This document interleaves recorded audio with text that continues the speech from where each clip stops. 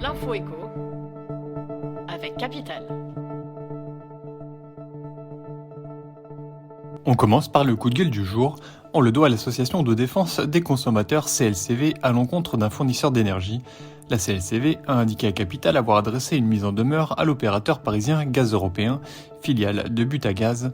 Celui-ci remet en effet en cause certains de ses contrats à prix fixe et souhaite appliquer un complément de prix à ses clients en cas de vague de froid.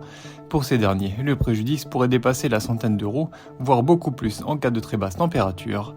L'association de consommateurs juge ce procédé inadmissible sur le fond et parfaitement contraire au droit. On enchaîne avec la proposition de loi du jour qui va concerner les bailleurs et les locataires. Les députés de la majorité prévoient d'inclure obligatoirement dans tous les contrats de location une clause de résiliation du bail en cas d'impayé de loyer. Cette clause s'activerait automatiquement à l'issue d'un délai de 2 mois au cours duquel un commandement de payer est adressé au locataire par un huissier. En parallèle, les députés prévoient de raccourcir les délais pour les procédures d'expulsion et même de créer un nouveau délit passible de 6 mois d'emprisonnement si le locataire reste au logement malgré la réception d'un ordre de quitter les lieux. Tous les détails de cette proposition de loi sont à retrouver sur capital.fr.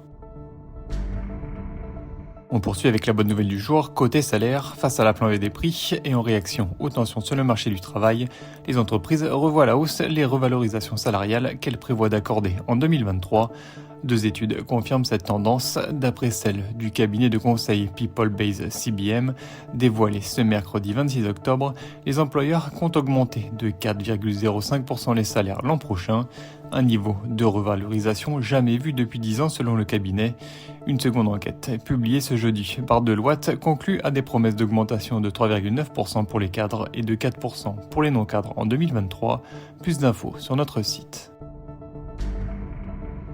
On termine avec l'info pratique, c'est le produit d'épargne à la mode. Le plan d'épargne retraite, lancé en octobre 2019, a séduit plus de 6 millions de souscripteurs. Les raisons de ce carton sont surtout à chercher du côté des avantages qu'offre le plan d'épargne retraite. Le plan d'épargne retraite rencontre un grand succès en partie parce que les sommes sont disponibles une fois que vous avez pris votre retraite, explique Gilles Belloir, directeur général de placement direct.fr, un courtier en ligne spécialisé, fiscalité, performance, succession. Découvrez tous les avantages du PER dans notre émission Le Grand Rendez-vous de l'épargne sur capital.fr. C'était l'info éco avec Capital.